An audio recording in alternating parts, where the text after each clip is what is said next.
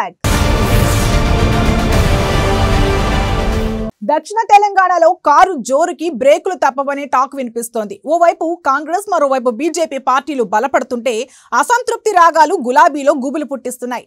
ఉమ్మడి నల్లగొండలో పబ్లిక్ పక్క పార్టీల వైపు చూస్తున్నా అక్కడ చెప్పుకోదగిన ప్రతిపక్ష నాయకులు లేకపోవడం బీఆర్ఎస్ కి ప్లస్ అవుతోంది. మొత్తంగా ఈసారి మాత్రం బీఆర్ఎస్ గట్టిగానే కష్టపడక తప్పదు. మరోవైపు ఈ గెలుపుతో దేశంలో తిరుగులేని నేతగా ఎదగాలని కేసీఆర్ చూస్తున్నారు.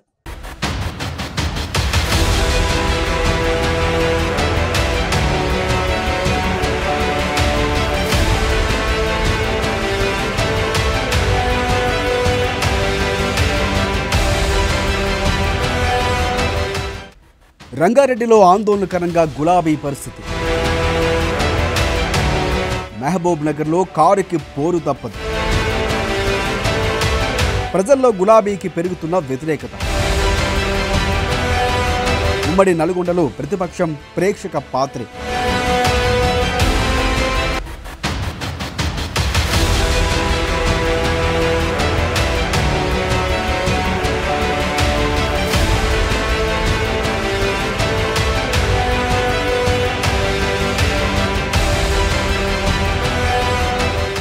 ఇక దక్షిణ తెలంగాణ జిల్లాలు మెదక్, మహబూబ్ నగర్లో నల్గొండ, హైదరాబాద్, రంగారెడ్డి జిల్లాల గులాబీ టీం పరిస్థితి ఆందోళనకరంగానే ఉంది.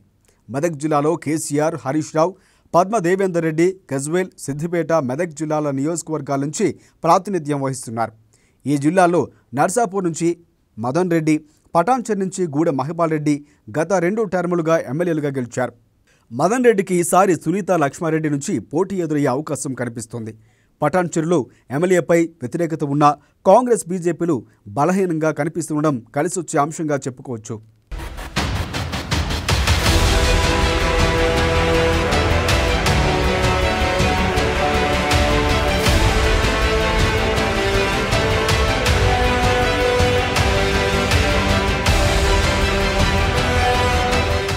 ఉమ్మడి మహబూబ్ నగర్ జిల్లాలో మహబూబ్ నగర్, దేవరకద్ర, నాగర్ కర్నూల్, అచ్చంపేట, షాద్నగర్ నియోజకవర్గాల్లో మంత్రి శ్రీనివాస్ గౌడ్, అల్లం వెంకటేశ్వరరెడ్డి, మర్రి జనార్దన్ రెడ్డి, గువ్వల బాలరాజ్, అంజయ్యలు 2 సార్లు గెలిచారు.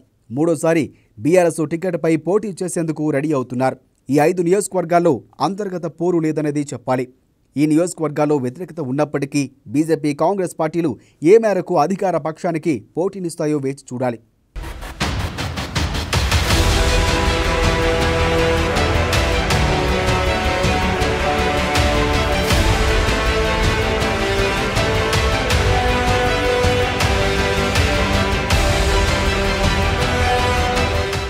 ఉమ్మడి నల్గొండ జిల్లాలో సూర్యాపేట, తుంగతుర్తి, ఆలేరు, భువనగిరి నియోజకవర్గాల్లో మంత్రి జగదీష్ రెడ్డి, గాదరి కిషోర్, గోంగడి సునీత, శేఖర్ రెడ్డిలు వరుసగా గెలుస్తూ వస్తున్నారు. మూడోసారి సైతం టికెట్ వీరికే దక్కే అవకాశాలు కనిపిస్తున్నాయి. ఆలేరులో సునీత బదులు ఆయన భర్త మహేందర్ రెడ్డి టికెట్ను ఆశిస్తున్నారు. ఈ నియోజకవర్గాల్లో కాంగ్రెస్ పార్టీ చాలా బలంగా ఉంది. గత ఎన్నికల్లో సైతం గట్టి పోటీ ఇచ్చినప్పటికీ టీఆర్ఎస్ అభ్యర్థులే విజయాన్ని సాధించారు. ఈసారి గెలుపు అంత ఈజీ కాకపోవచ్చు. ప్రభుత్వంపై వ్యతిరేకత, నియోజకవర్గాల్లో ఎమ్మెల్యేలపై వ్యతిరేకత ప్రజల్లో ఉంది.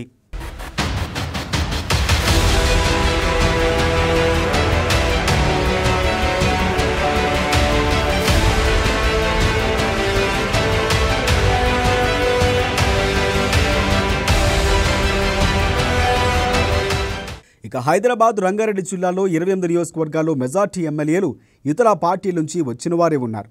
2014లో మెజార్టీ ఎమ్మెల్యేలు టీడీపీ నుంచి గెలిచి టీఆర్ఎస్ పార్టీలోకి చేరారు. 2018లో టీఆర్ఎస్లో చేరిన ఎమ్మెల్యేలందరికీ టికెట్లు ఇచ్చారు. వారిలో తీగల కృష్ణారెడ్డి, మహేందర్ రెడ్డి ఇద్దరూ ఓటమి చెందారు. వీరిపై గెలిచిన సబితా ఇంద్రారెడ్డి, పైలట్ రోహిత్ రెడ్డిలు సైతం బీఆర్ఎస్ తీర్థాన్ని పుచ్చుకున్నారు. ఒక్క సికింద్రాబాద్ నుంచి గెలిచిన పద్మారావు 2014, 2018లో వరుసగా గెలుపొందారు. మరోసారి పద్మారావు పోటీకి చేస్తారా, వారసుని రంగంలోకి దింపుతారా అనేది వేచి చూడాలి. మొత్తంగా 28 మంది ఎమ్మెల్యేలు టీఆర్ఎస్లో ఉద్యమ ప్రస్థానం ప్రారంభించి ఎమ్మెల్యేలుగా ఎన్నికయ్యారు. టికెట్ మరోసారి వస్తే హ్యాట్రిక్ కోసం శ్రమించాల్సిందే అని చెప్పాలి.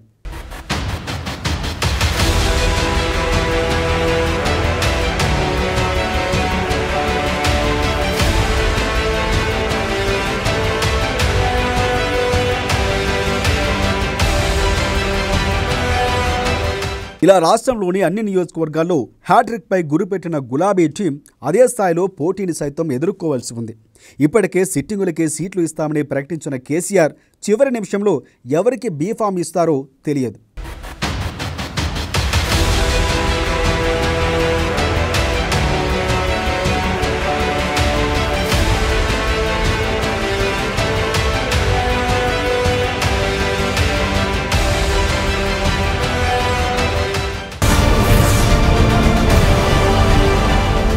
ఇది ఈ రోజు బర్నింగ్ పాలిటిక్స్. మరిన్ని రాజకీయ విషయాలు రేపటి బర్నింగ్ పాలిటిక్స్ లో చూద్దాం.